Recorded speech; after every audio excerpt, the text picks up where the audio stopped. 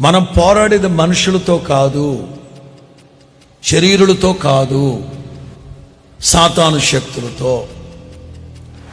పోరాటాలు ఉన్నాయి.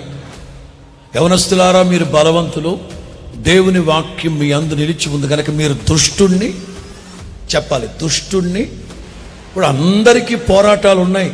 చిన్న పిల్లలు మొదలుకొని రేపో మాపో కాటికి కాలు చాపి సచ్చేవాడికి కూడా పోరాటాలు ఉన్నాయి.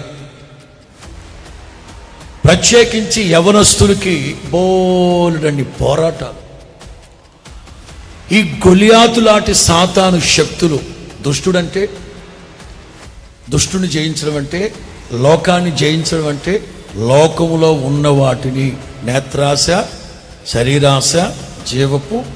దావీదు జయించాడు సింహాన్ని, ఎలుగుబంటిని, అలాగే గొలియాతుని. సింహం ఏంటి? నేత్రాశ. ఎలుగుబంటు శరీరేచ్ఛలు. గొలియాతు జీవపు డంబం. ఈ మూడింటిని జయించాడు. యవనస్తులుగా